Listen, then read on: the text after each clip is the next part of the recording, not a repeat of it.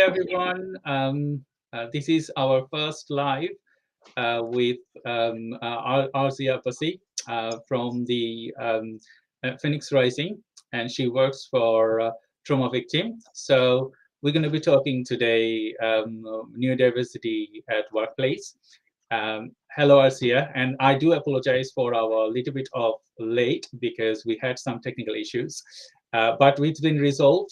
So we will have a good and nice discussion today of neurodiversity.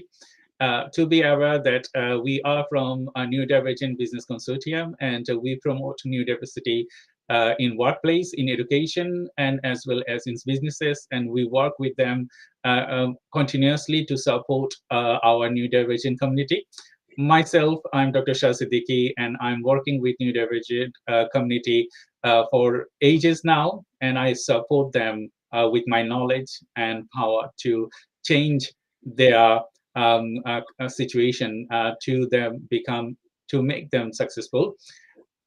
So Arzia is here, so I will request Arzia if you could introduce yourself, and we go from there.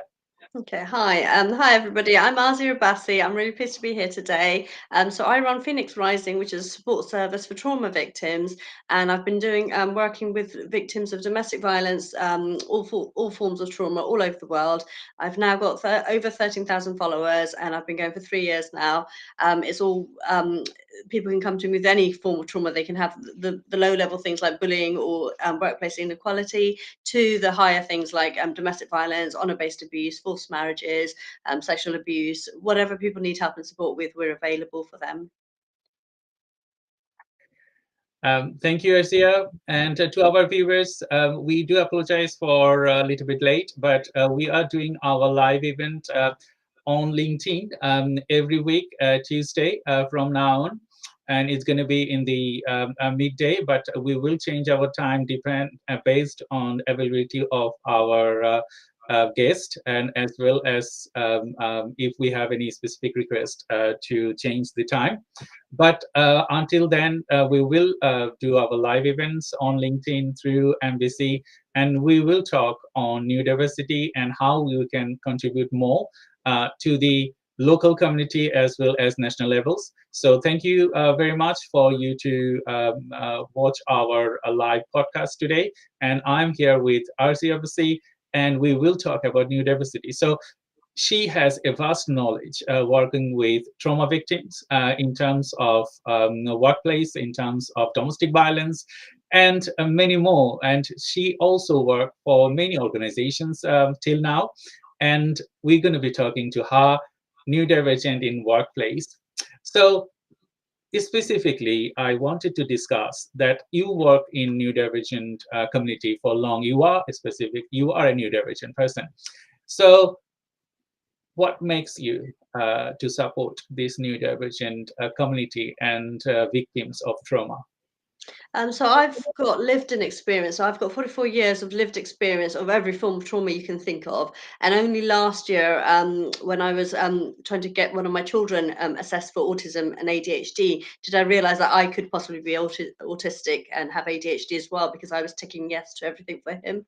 And I think what I find is that trauma victims are more likely to be neurodivergent. They're more likely to have vulnerabilities. They're more likely to have learning disabilities or a history of trauma and trauma affects, because that makes people more vulnerable. So when abusers, when narcissists, when perpetrators want to find a victim, they will more than not likely hone in on the vulnerable victims in society, in the community. And having neurodiversity makes you more vulnerable, because you don't have the same kind of barriers, you don't have the same kind of black and white thinking perhaps as neurotypical people might do. You're more trusting, you're more you think the best of everybody. So you don't realize, or you don't understand, that there are a lot of evil people out there. There are a lot of people who are going to exploit you and take advantage of you. You assume that everybody is the same as you, and open and honest and kind and caring, which that's not the case. So that's one of the worst things, I think, for a trauma victim, is that their affects are then used against them and exploited against them. So they can't actually protect themselves, because that's just how they are. I totally understand, Arzia, your feelings. I was targeted many times due to my neurodiversity, as well as due to my ethnicity and my disability. So I become more stronger. The every steps I crossed, every struggle I have passed, it makes me stronger, and I have created my mechanism to be successful. And now you can see I inspire people in the community, locally, nationally, and globally, to whatever your situation is, it doesn't matter. You have to be strong, and you have to fight for your rights. Whatever is rightful for you, don't let other people to destroy it. And if you let other people to destroy it, they will destroy it. They will not think about human rights. They will not think anything else. They will just destroy it. So to our viewers, today we have Arzia Abbasi, and we're going to be talking to new diversity and workplace. So in terms of aiding your victim in domestic violence, and as well as supporting them in workplace, how do you combine them together? So I think that the thing is, every workplace will have victims of domestic violence, of some form of trauma, whether it's racism, whether it's inequality, and most of them, 9 times out of 10, will have an additional affect like neurodiversity or learning disability or something. So it's recognizing each person for who they are, and it's catering to their individual needs. So there is no one rule applies to everybody. Everybody is different. Human beings, generally, whoever they are all different. They all have different needs. They all have different abilities.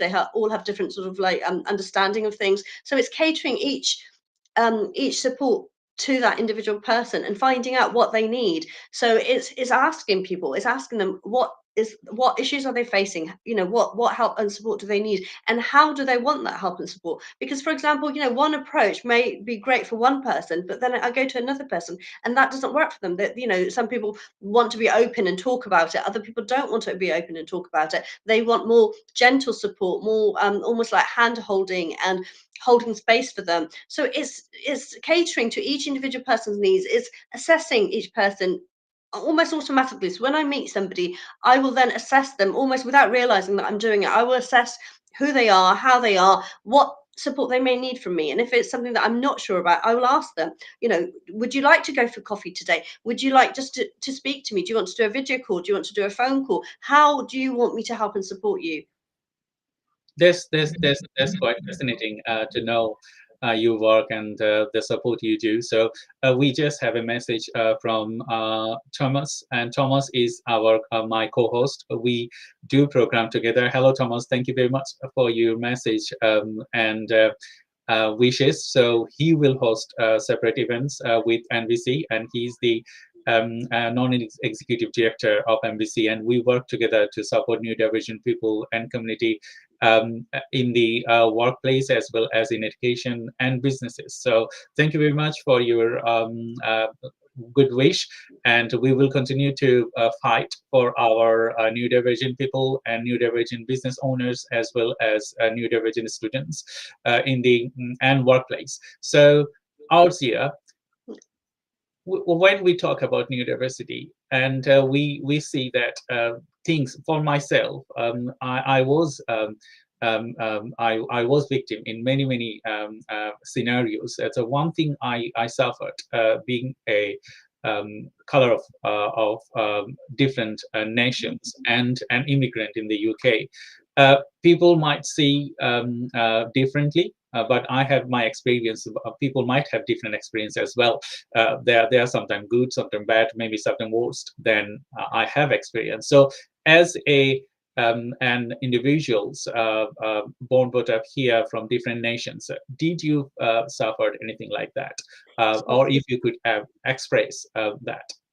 So even today, I did another presentation for Hate Crime Network last week, and I was saying that even today, I am still dealing with racism, discrimination, inequality. So last year, I was a diversity and inclusion officer for Solent Mine Southampton. I was the community navigator for Solent Mine Southampton, and when I would go into different communities, so it's not necessarily white, but it could be any different community, I was still being mistreated. I was still treated as if I'm not good enough.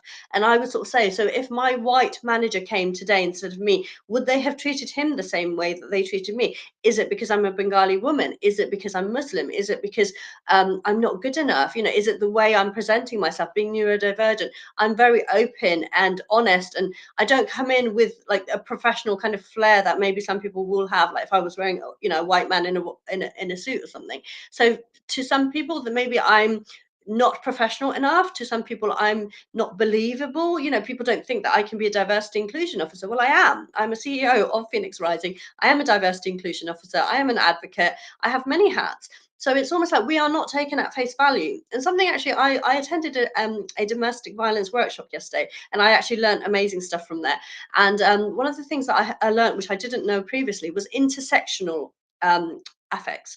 And what it means is that our protected factors, which is our color, our race, our religion, our gender, our sexual orientation, these kind of things can overlap. So what a lot of victims of racism and discrimination and inequality are finding is that a lot of their factors are overlapping. And I'll quite often say that for me, I've got every single negative thing going against me, which is possibly why I've had 44 years of every kind of trauma you can think of. My race, my religion, my gender, my ethnic, you know, literally everything, neurodiversity. I've had a history of trauma myself. I'm diagnosed with PTSD. I'm awaiting testing for autism and ADHD. All of these things mean that from between me and say another Bengali woman, another white woman, another, you know, Muslim woman, everything comes into factor, which is possibly why some people experience it a lot worse than other people. And people will sort of say, so what's wrong with you? Why is it you can go out every day and still have a negative experience every day? Are you sure you're not too sensitive? Are you sure you're not imagining things? Are you sure it's not because of you're doing something to cause these? Well, I'm not sure what I need to do or not need to do to stop these things happening to me, but it's almost like all of these things overlap. And I can't change. I can't change that I'm a Bengali woman. I can't change my height. I can't change the color of my skin. I'm not going to change my religion for anybody. You know, how can I change myself to make myself more acceptable? And what you were saying about, you know, you've used that as your strength. I have used all of my negative experiences, all the ones that I continue to have, to fuel this fire within me, because I am good enough. I've always been good enough. In fact, I'm more than good enough, because I can support 13,000 people worldwide despite still dealing with all of this myself. I totally agree. I think there is a echo here, but okay, it's gone. Sorry for the technical mismatch. I also agree with you, Arzia. When we work in the community with neurodivergent people, doesn't matter their race and color or ethnicities. It doesn't matter. The mostly things matter. Your strength. Neurodivergent people are stronger than the normal neurotypical people, and as we work and discover our strength, and we become more stronger. So I always give my example and place me as a role model to many other neurodivergent people that, okay, you cannot do certain things. Don't think about that. The things you can do and you are good at, think about that, and that will transform your lives. I didn't born brought up in this country. I had a very odd childhood. And when I came here, I wasn't good at English, and even when I became good, I had the brain tumor surgery that makes me disabled, partially sighted, deaf, a weak memory. I cannot pronounce some certain words. I lost my vocabularies. I lost my sentence making capabilities, and a lot of different things happened to me. But that made me more stronger, because I have achieved my PhD and I can do things that other people cannot. So when you work with that, and when I was thinking to do live, people used to tell, people always talk. And they said, okay, you cannot talk well. You have problem. You forgot words when you are talking. And how you can present, how you can talk to people. I said, I don't care. If I would care my disability, if I would care my neurodiversity, I wouldn't come to this stage. So if I'm thinking that I can do it, every neurodivergent people, if they can talk, if they cannot talk, they can talk if they want to. it's our preferences. What we wanted to do better, we will do that better. And thank you very much for sharing your stories. And we're going to talk more. We wanted to ask our audience, if you wanted to ask Arzia or me any questions related to neurodiversity in workplace and anything else, please feel free to ask us your questions, and we will go through with it and discuss it further. From my next question, I wanted to ask you, in relation assessing neurodivergent people in workplace, do you have any framework, or do you have anything that you aid and assess them? And how do you work with them in one-to-one basis, or anything that you can add? So I can offer a range of different services. So it depends what the person wants. So again, it's assessing each person on their individual abilities, preferences, their choices. One of the things that I did actually say is, with trauma victims especially, we need to give them autonomy. We need to empower them. So what you were saying about, people limiting, it's called limiting beliefs and things. So we can have our own self-limiting beliefs, and other people can put their limiting beliefs on us. Oh, you can't do this because you're a woman, because you're neurodiverse, because you have PTSD, because you have a history of trauma, because you just can't, things like, in the olden days, people were like, well, girls can't do this or boys can't do this. We don't have that anymore. In 21st century Britain, I don't know, I can't say for other places, we are allowed to do whatever we want. And one of the things that I've actually quite often advocated for is you can be whatever you want to be. If you want to be an astronaut, if you want to be an MI5 agent, if you want to be a CSI agent, whatever you choose to be as an individual, you can be. Do not allow other people to limit what you can be. The sky is the limit. You can choose to reach for the skies. And I will always say, and I said this, I think yesterday, is that just reach for the skies, reach as high as you can. Because when you reach for the furthest point, you are going to land somewhere in between. And who knows, you may even get to the top. But until you push yourself, and until other people push you, and you push yourself, you can't get there. I think one of the things that I learned in confidence and self-esteem training and things is that we have to stretch ourselves. So if we stay as we are, nothing changes if nothing changes. If we stay all day, we're going to stay in our own little homes, we're going to stay in our own little bubbles, we're going to stay in our own little job that we've got, but we don't stretch ourselves. We don't aspire to be better, aspire to achieve more things and try more things. Nothing will ever change. So when I work with people, I try not to limit them in any way whatsoever. I say, I try and empower them. I try and encourage them. I try and boost their self-confidence and self-esteem, because a lot of people with neurodiversities, with mental health, with learning disabilities, and with histories of trauma have been told their whole lives they are not good enough, they are not worthy, they are not able to do anything, they will not achieve what they want. Just the same with yourself, Dr. Shah. You've just said that people are telling you can't do a live stream. Why can't you do a live stream?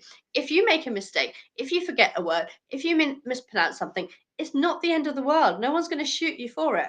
We all make mistakes, and we learn from our mistakes. It's not the end of the world. We haven't killed somebody because we mispronounced a word or we forgot a word. We just carry on. Don't let other people limit what you can achieve.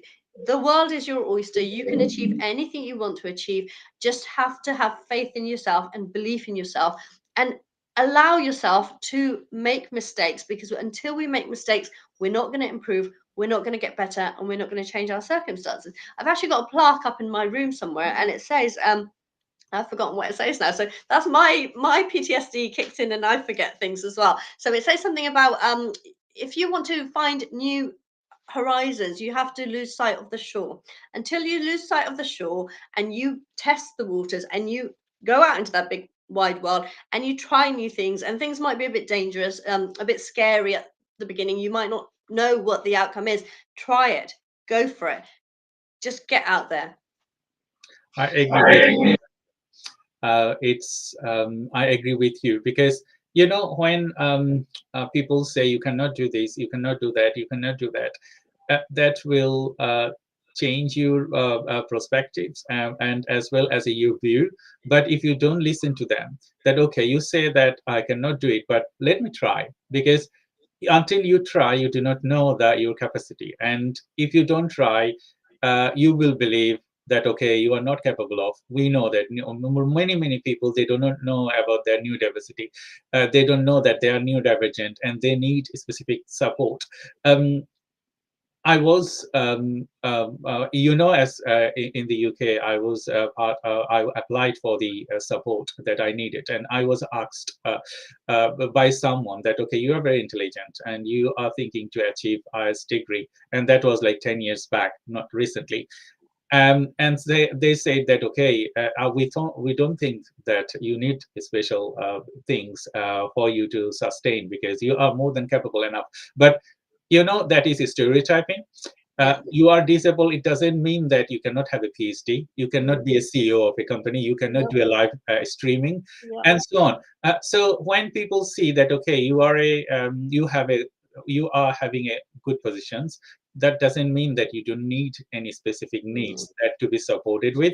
So we need to change our view from this, and we are continue fighting with the industry. We are continuing fighting with government that yes, we are a neurodivergent people. We have special needs, and as well as we are excellent in communicating. If some people wanted to do, we are excellent. What you want, what we wanted to do better, and that will make us and our community different, and we can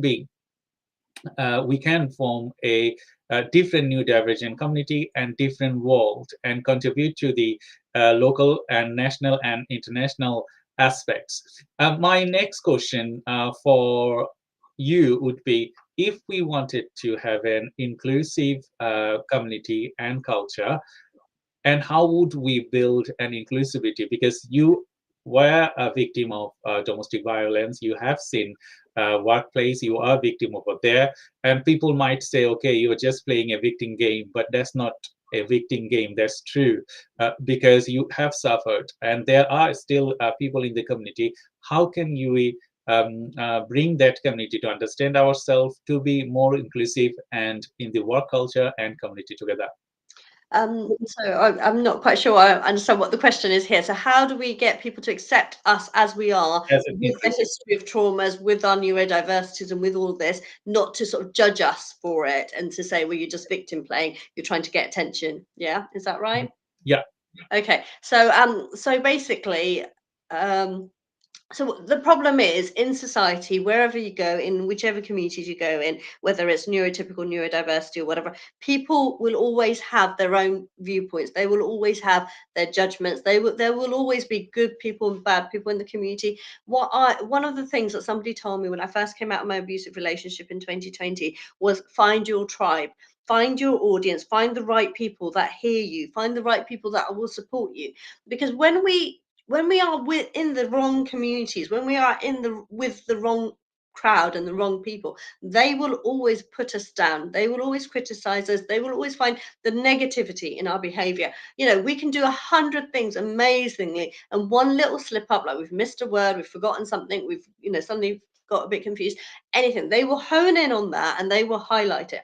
So even, for example, up until last year, the three most closest people that I used to go to with advice, my friends, I used to go for coffee, I realized by the end of the year that all they ever did was be negative to me. Everything they were saying were negative. It's limiting me. It's limiting what I can achieve, because I'm doubting myself. So it's choosing and realizing and recognizing the right people and the wrong people. Now, if people are being negative to us, it doesn't matter, even if what they're saying is true. So even if, for example, they're saying, you're doing this, you're doing that, don't do this, don't do that, it's true. I'm not saying no, but it's saying, well, that doesn't matter. I'm allowed to make mistakes. I'm a human being. I won't get everything 100%. If you can say that nicely to me in a way that actually enhances my achievements, as opposed to hampering what I can do. There are different ways of talking to people. The right people, the positive people, will always want to lift you up and boost you up and encourage you to do better. The wrong people will try and limit you and control you and try and reduce down what you achieve. Because by achieving well, so by, for example, you and me doing well, it almost shows up the people who aren't. So the neurotypical people who probably have more abilities than us, who probably have more opportunities than us, who aren't doing as well as us, will always feel insecure and jealous, because we are showing them up for their limitations and for their lacking of achievements and abilities than we are. Because if a trauma victim of 44 years of every form of trauma you can think of, who is still dealing with a lot of this coercive control, post separation abuse, inequality, racism, discrimination, is able to run support services, is a CEO, is a diversity inclusion officer. What about all the people who haven't got all of this issue? But the thing is, I think what you touched on before, I wanted to jump in, but I didn't want to disturb you at the time, is that neurotypical people and neurodiverse people are completely opposite sides of the spectrums. What neurodiversity people can bring to a workplace, neurotypical people can't.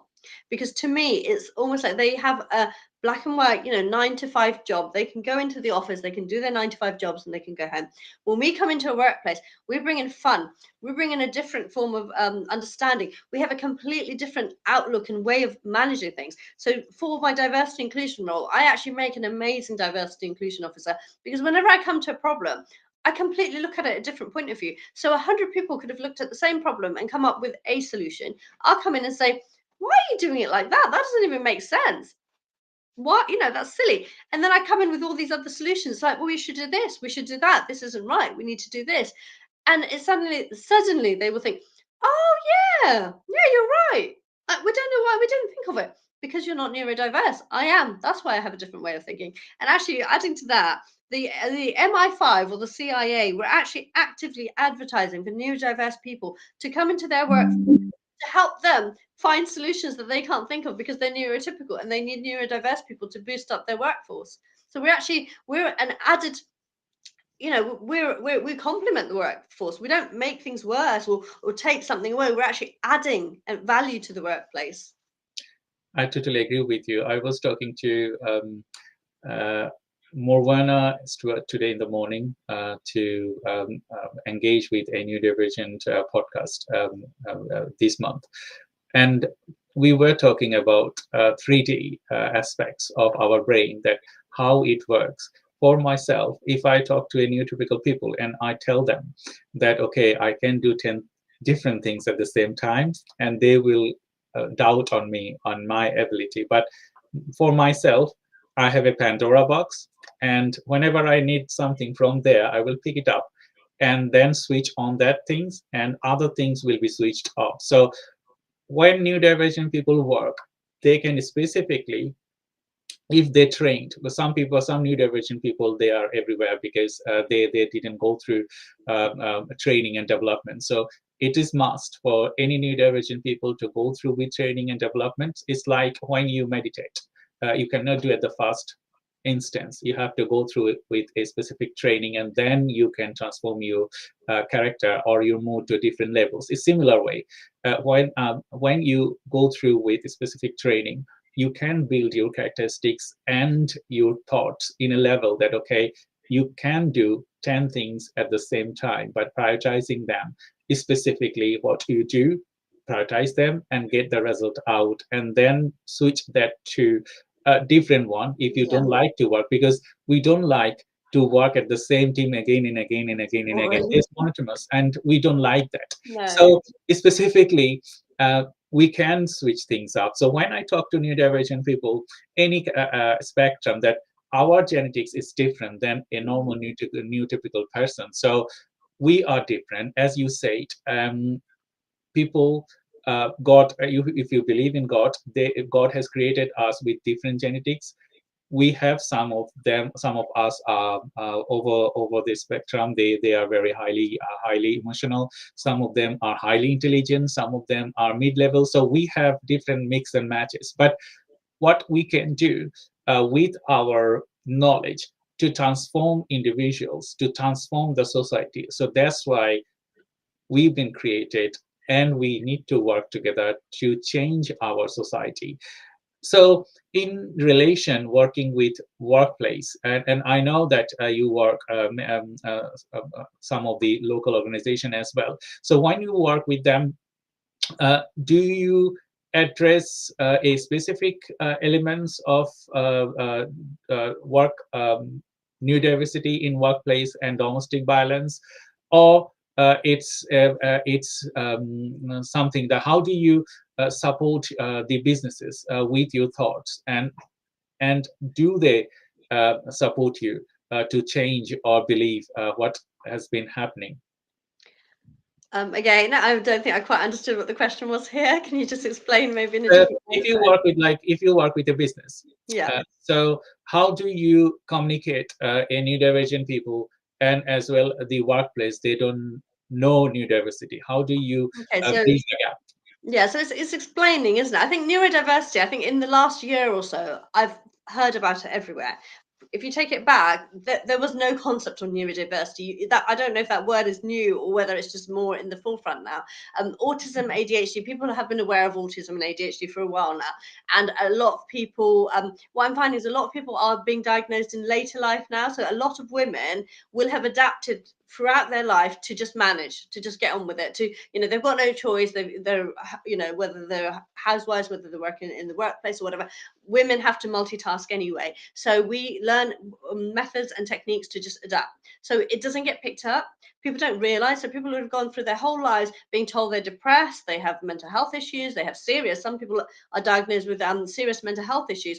But actually, it transpires that they're neurodiverse. They have autism, they have ADHD, they have dyslexia or dyspraxia or something. So it's communicating this to the workplaces, is that in any office, in any workplace, 9 out of 10 people will have some form of neurodiversity. They will be somewhere along that spectrum because it's a huge spectrum. Most people some people might have mild symptoms, some people are a bit sort of mid-range, and some people may be extreme. So, for example, I was doing a Chinese New Year procession over the weekend because I helped the Chinese Association. There is the son of the chair is really severely autistic, and I can't remember what the diagnosis is. It's autism. My children both have neurodiversities. They are A-star A students. I am also an A-star A student, distinction student. It doesn't get picked up. People will look at you and judge you by how you present. People would not look at me and my children and say automatically that we're neurodiverse. People may think she's a bit hyper. She's got a lot of energy. People say, gosh, you've got a lot of energy. How do you manage? And I actually say to them now, I have ADHD and autism. I can manage. I can do 10 different things at once because, like you say, our brain works completely different. It is boring for us to do just one thing at a time because we get restless, we get impatient. If I go to a course or a workshop or somewhere, and I'm going to one tomorrow for an EDI workshop, I will get so bored just sat there having to listen to somebody talk at me. I will start doing other things. I will start taking pictures, videos, talking to people, doing other things because I can't just do one thing at a time. There's too much going on in my brain that I have to do 10 things at the same time and have to do all of this stuff. So it's raising awareness of this, that, if we want to accept diversity and inclusion, if we want to be as inclusive and as accepting as possible, we have to allow for everyone to be different. So when I went to a recent EDI workshop at the John Hansford Gallery in Southampton, the host, to start off with, she said, this is a very inclusive space. You can get up and walk around. You can leave the room for a little while. You can do whatever you need to do to feel comfortable. And having more workplaces acknowledge that, accept it, and say, we may not even realize that some of our workforce is neurodiverse, but everyone's different, and we're going to allow that for people to be different. If you need a break in between, if you cannot just sit in one place, there was coloring paper and pens on our tables because some people like to doodle. Some people can't just listen. They have to doodle or do something with their hands. There you go. Carry on. We just have to accept people as they are. No judgment, no discrimination, no, oh my God, why are you doing this? Or this isn't acceptable. That isn't right. This is a bit weird. Is there something wrong with you? It's okay. Just allow people to be. And one of the things, I run female networking sessions now, actually, to help people, because a lot of female entrepreneurs will have neurodiversity and trauma effects or learning disabilities, and they really struggle in a black and white, society where everything has to be, 9 to 5 and so on. So I sort of say to people, don't come with any masks on. Come exactly as you want to come. If you want to come in your pajamas, that's perfectly fine. A lot of people are late. That's okay. We don't judge people for being late. I'm always late because I have autism and ADHD. I get distracted very easily. I struggle to keep timing. That's not a problem. We have to accept people exactly as they are, and that's perfectly fine. Come exactly as you are, your whole self. We have to give a holistic approach. We have to accept people with all their quirks and differences and neurodiversities and everything, because that is how we can appreciate human beings for who they are and not try and mold them into who we want them to be. And there's lots of questions going around. Shah, do we want to address them? Yes, I totally agree with you. We got some of the questions from the audience. And thank you very much to all the guests who are watching this live broadcast in LinkedIn. I'm Dr. Shah Siddiqui, and we have Arzia Abbasi to discuss about neurodiversity on workplace. And thank you very much for your support, and we want your continually support to grow this network. We're going to be bringing more guests in next week and so on, and we will discuss a specific topic for you to understand neurodiversity and support them in workplace, education, society, and so many other things that we can do together to support our neurodivergent community and bring this community to a different levels. So thank you very much for your support, and please keep posting your questions, and we're going to be answering your questions one after another. And thank you very much for watching this live broadcast on LinkedIn. And we are Neurodivergent Business Consortium, and we wanted to engage with neurodivergent community and support them with our knowledge and give them the freedom to talk, give them the freedom to work, give them the freedom to express themselves and support them with their specific needs. Thank you, Arzia, for your lively discussion and pointing out a lot of individual elements in the workplace. So one of our audience, like Thomas has asked, he's our co-host. So Thomas has asked how we can support others. And do you have any thoughts on that? And can you answer that question? Okay, so it can be difficult to remain a neutral supporter and keep a clear relationship with individuals needing help. So I was talking about this, I think, yesterday. It's asking people. So it's asking them how much support they want. It's giving them, empowering them to have the autonomy and the ability to decide for themselves. So a lot of neurodivergent people, a lot of people with trauma histories and so on, will have not had autonomy their whole life. The decisions will have been taken out of their hands. They would have been told that they're not good enough to make their own decisions, to decide for themselves. They can't be trusted to decide for themselves and so on. So it's, and something comes to mind actually. I don't know if anybody's watched a drama series called New Amsterdam, and it's about it's a bit like Casualty. It's about a doctor or somebody who takes over a hospital in New Amsterdam, and the first thing he says to every single person he goes to is, "How can I help?" And I found that amazing. It is telling somebody that you're here to help them. You're not here to take over their decision. You're not here to control them. You're not here to make them do what you want them to do. You are here to help them and support them in whatever they want to do. And I think that's so crucial when we're helping people with neurodiversities and other issues, is we allow them to guide us and to tell us how much support they want, how they want it, where they want it, and so on. A lot of people with these kind of things, what I sort of say is, like, a lot of services, they're looking up above them and saying, "I'm here, come here, why aren't you coming to me?" We need to get on the floor with these people. So if people are sat on the floor and not able to get up and not able to access or ask for help and support, sit on the floor next to them. And there's a great quote from Winnie the Pooh, actually, that Pooh says, or Piglet says, one of them says to the other, "What are you doing?" And the other one says, "I'm sat here." And he says, "But why?" "I'm sat here with you. You don't have to talk to me. You don't have to do anything. I'm just going to sit here." And it's called holding space for people. We hold space for people until they are ready to talk to us, to open up, to ask for help and support, because it's their life, their decisions, their choices. We have to allow them and empower them to do that. So I think the next one is, how can leadership play a pivotal role in driving neurodiversity initiatives within an organization? Sorry, Shah, is that you should be telling me the questions. No, that's fine. That's fine. So this question was asked by Mahbub Alam. Thank you, Mahbub, for posting these questions. And to our viewers, thank you very much for watching our live on LinkedIn. I'm Dr. Siddiqui, and we have Arzia Abbasi to answer your questions. So we have the next question, Arzia. Could you please answer that? Okay, so I'll just repeat it again. It says, how can leadership play a pivotal role in driving neurodiversity initiatives within an organization? Well, it's crucial, because if you're at the top of your organization, you decide, you choose how your workforce work, how they manage, how they relate to each other.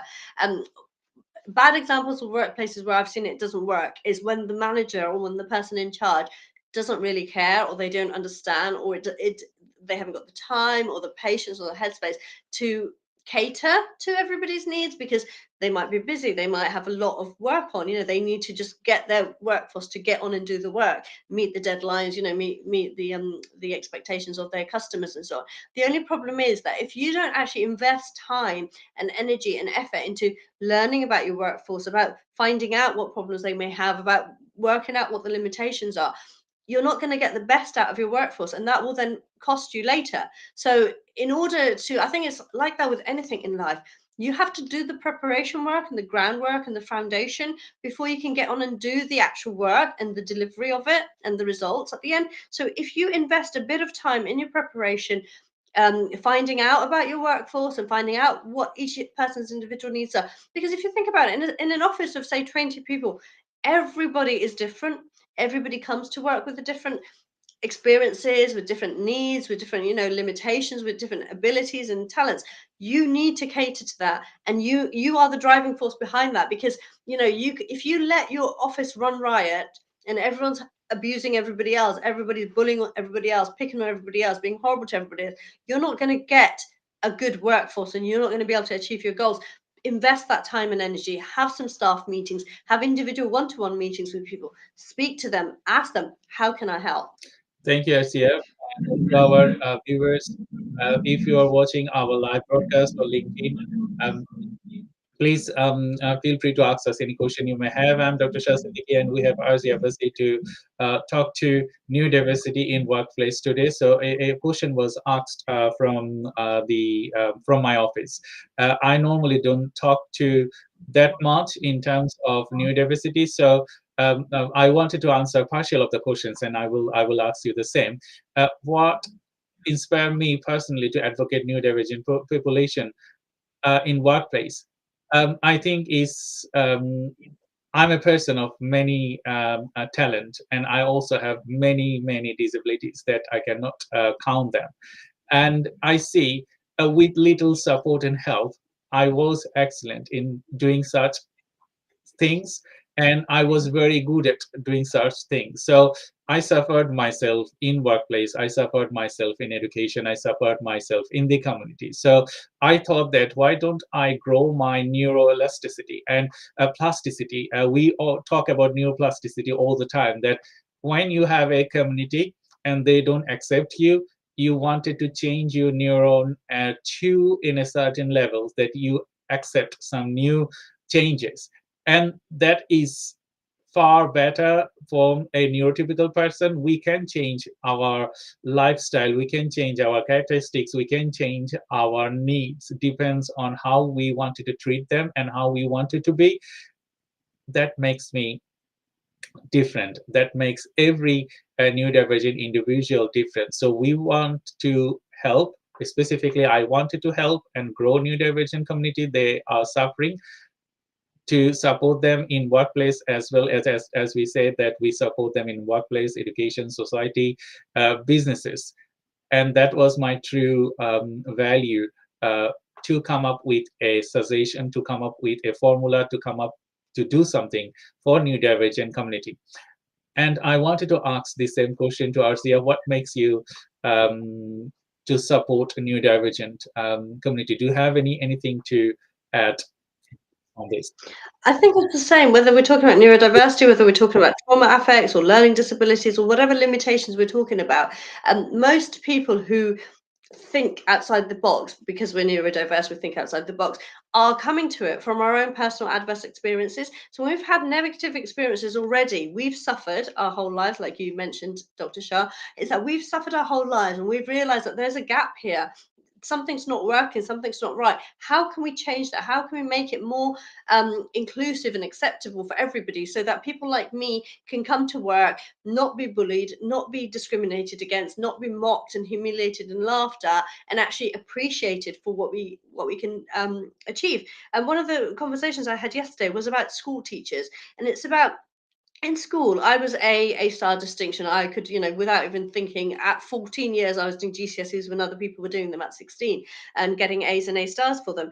But what I realized was that the 3 or 4 subjects that I completely failed at were things like IT, which doesn't help, history, geography, and so on, because of the teachers. I've realized that the teachers that I had were not appreciative of me, did not support me positively, did not encourage me in any way. And because of that, I would not then excel. I would not want to do better, or I would be embarrassed. So for example, if a neurodiverse person comes to work or goes to school or college or whatever, or in the community, and they make a mistake, if somebody is negative towards you, somebody is horrible towards you because of that, if somebody shows you up and humiliates and laughs at you and mocks you, you're less likely to want to try that thing again. You're less likely to have the confidence to go out and do it again. You're more likely to withdraw and not want to be there. You know, people as human beings, it's an automatic reaction. Is that when somebody is horrible to you, we recoil, we move back, we almost like regress. And you see that in toddlers and children. When we're trying to teach them something, we have to encourage them as much as possible, because if we don't encourage them, and we're say we you know, in olden days or back at home and so on, there's a culture of smacking children, or discipline, physical discipline. Children are less likely to learn and develop if we are physically hurting them as a result of their mistakes. If we encourage them, if we support them, if we're positive towards them, give them positive interaction, they're going to want to strive to do better. And you see it all the time in workplaces, in schools, in colleges, in the community. People want to strive to do better for positive attention. And one of the things that, because I have an A-star in child psychology as well, and I've done A-level psychology and level 2 counselling and so on. One of the things is, as human beings, we want attention, we need attention. It's a basic human need and necessity. So whatever we do, we will do it for attention, whether that's positive, whether that's negative, whatever kind of attention we get. Because when we get positive attention, we're more likely to do that thing again. So in psychology and experiments where they teach a dog to salivate to, you know, the sound of a bell, or a monkey to behave, you know, a certain way in circuses, how animals are trained, we are trained by giving us attention. You give attention to the behavior that you want to see again and again. Human beings will repeat behaviors that are rewarded with attention. The only problem is when we get negative attention behaviors, that's when you get, say, criminals who reoffend and so on, because they've got some kind of attention for it. Perhaps they weren't able to get positive attention for their behaviors, they achieved negative attention, so they will redo that behavior. It's the same with, you know, neurodiverse people. If you're horrible to us, if you're shaming us, if you're humiliating us and stuff, we're not going to develop, we're not going to want to do those kind of achieve, you know, do better in work, in college or whatever. Give people positive attention. It's a basic human thing. Be kind, show people love, show people acceptance. We're all human, we all make mistakes. None of us are angels, none of us are Farishta, or we've come from another universe. We are all human beings, and as being human beings, we will make mistakes. We will have good days, bad days, you know, things that trigger us, things that upset us, you know, and so on. So it's just being, you know, accepting everybody as they are. I totally agree with you, because when you talk to neurodivergent people, they can understand your levels, what you are capable of and what you cannot do. And you know, every person is different than others. So if we think about an individual neurodivergent people and you wanted to match their characteristic to another neurodivergent people, you will do the mistake, because the other person will never be the same. And we do make this mistake again and again and again, to stereotype thing, because it's our genetics and our gene is different than others. And yes, you will have some common characteristics, but mostly you will have individual characteristics, and that you cannot stereotype. And that in that instance, you need to rethink about leveling us differently. We have another questions. We're going to talk through about it, and you can see the question on the screen. I wanted to thank you to our viewers, whoever joined today, to support this program. Neurodivergent Business Consortium is our organization to support neurodivergent in the business. If you wanted to ask any question, please feel free to ask us through the comment box, and let us know if you have any thing to ask to Arzia and me, and we will try to answer those questions. And we are nearly end of our session. If you wanted to ask us question, please feel free to do so. Otherwise, we will answer some of the questions, and we will come back again next week at the same time with another guest, and we will talk about neurodiversity and let you know about neurodiversity. And I will give you more specific information at the end of our session, who is coming to the next session and what we're going to be talking about. But until then, we just wanted to ask this question to Arzia. What training program can be initiated to help neurodivergent people and to build this community? And so what training programs can be initiated? I think it's raising awareness and talking about things is possibly the best thing that you can do. So if you want people to learn about neurodiversity, and if you want people to accept neurodiversity and so on in the workplace, talk about it. Get other neurodiverse people in your workplace to share, to talk about their experiences, to discuss it. There needs to be open discussions about this.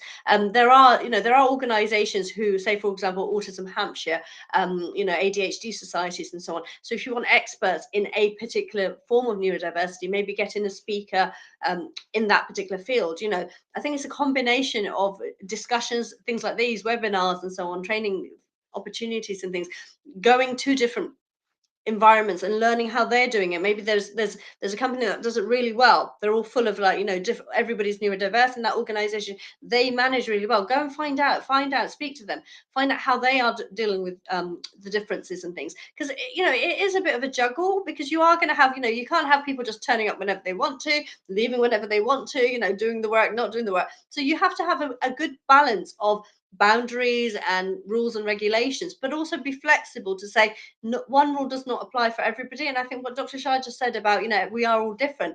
I was telling somebody earlier on today about this, and I said, it's actually your superpower. Being different is a superpower. A lot of people will make you feel negative and look down on you because you're different. Actually, I'm glad I'm different, because my whole life, I've gone through my whole life. I'm one of 7 siblings, so I have 5 sisters and 1 brother. I'm glad I'm not neurotypical, because when I used to watch them going to work 9 to 5, doing their jobs, come home, eat, sleep, go to, and then wake up and do it again, I would say, I don't want to do that. I don't want to live that life. It looks so boring to me. It's like, why can't I do something that I enjoy? And another lovely quote that I've got is, find a job you love and you never work another day. Find your niche, find what you're good at, find what you can make work, because when you're enjoying what you're doing, when you're loving what you're doing, when you have passion about what you're doing, you are going to succeed no matter what. When you're doing a job that you really hate, that you're making yourself do, you're trying to mold yourself to be neurotypical because you think people will accept you better that way, you're not going to enjoy it, you're not going to do well, and you're not going to succeed. Find your niche, find your your ability, your strength, and then excel in that. And another quote actually I'd like to say before we go, Amitabh Bachchan says this really well. मैं line के पीछे नहीं खड़ी होती हूँ, जहाँ मैं खड़ा होता हूँ वहाँ line वहां से शुरू होता है. Sorry about my Urdu, my Hindi, I'm getting very mixed up here. But basically he says, I will not join the back of any queue. Where I stand, the queue will start behind me. And that is, I've had that motto. I didn't realize until recently that's also my motto. I don't join the back of any queues. I make my own queue, and then whoever wants to join me is welcome. If nobody wants to join me, that's fine, because I am enough exactly as I am, and I can succeed in whatever I want to do. I totally agree with you. When you work with neurodivergent people and you work in workplace, they don't understand what you wanted to achieve and what can be achieved. So we see things differently, as you said previously, that they will not understand what you wanted to do and how you wanted to do, but our working mechanism, and the work that we do is different than the as usual neurotypical people. So you cannot compare a neurodivergent person with a neurotypical people, because that will never, it's like spider webs, and it's like your fingerprints. It's different. You cannot match one to another. It's different, and every neurodivergent person will do work differently. Thank you very much, Arzia, and thank you, our guest, for your time and supporting our channel. And we will continue bring you in special guests every individual events. And we have started our live events, and we will have our co-host and Arzia are going to be doing some work in future with us, and as well as Thomas Hutchinson will do work. We have other guests as well to talk about neurodiversity, and as well as support neurodivergent community. So thank you for be patient, and we will answer one or two questions in the meantime. I think we have a technical issue with Arzia, but when she's coming back, we will ask her some question. But until then, we wanted to discuss our next program. So we're going to be doing our live broadcast on LinkedIn next week at the same time, and we will have Sophie Cartwright for discussing when and monopoles meets new diversity. When we talk about our individual people like poverty and monopoles and other things that we wanted to talk, we always hide about this. And I think that's not a thing that we can hide. If there is a poverty, that's normal thing of development. We need to talk about it. If you are a neurodivergent person, you need to talk about it. If you feel that you have some disabilities, doesn't matter, you have to talk about it, because if you don't talk about this, there isn't any success of this. You cannot have your problem sorted, and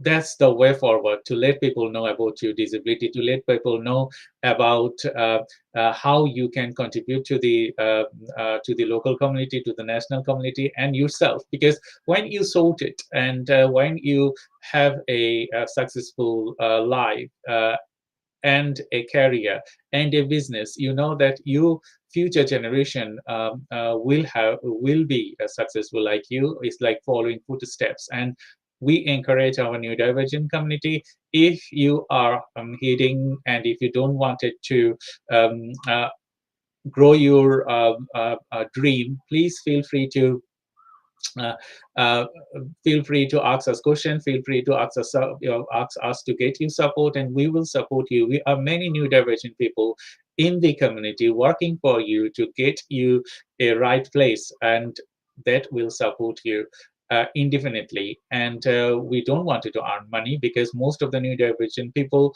money is the second thing. Our willingness is the first thing, that wanted to support our community, I wanted to build a good career, and then money will flow. It doesn't matter. If you wanted to live a decent life, you need money. We cannot ignore that. But you can ignore your development, you can ignore your growth, you can ignore a lot of different things that you are capable of. So don't ignore this. Please join us, ask us questions. I think Arzia having a problem with her laptop, and she trying to join, but if she cannot, she just messaged me through LinkedIn. Sorry that her laptop just suddenly died. It can happen, technical issues, and neurodivergent people, we get frustrated when we work with neurodivergent, and when we are under pressure with specifically when we work, it can happen. And don't be frustrated, and you need to build a mechanism that will support you and aid you to grow, and aid you on decision making, and aid you to support other people. Thank you very much for your time today, and we are nearly end of our session. We're going to be say goodbye to our audience, and thank you very much for your support, and thank you, Arzia. She cannot join, but we will bring her to the following events, and as well as she will bring her own a neurodivergent conversation with you, and support this community. We all working day and night to support our community and give us a boost on understanding neurodiversity and awareness to the community. So thank you very much for your time, and we will have many guests coming to next many episodes of Neurodivergent Business Consortium live events, and we're going to be saying you bye-bye. Thank you very much for your support, and I will see you next week with another guest, and talk to you soon. Thank you, and bye-bye.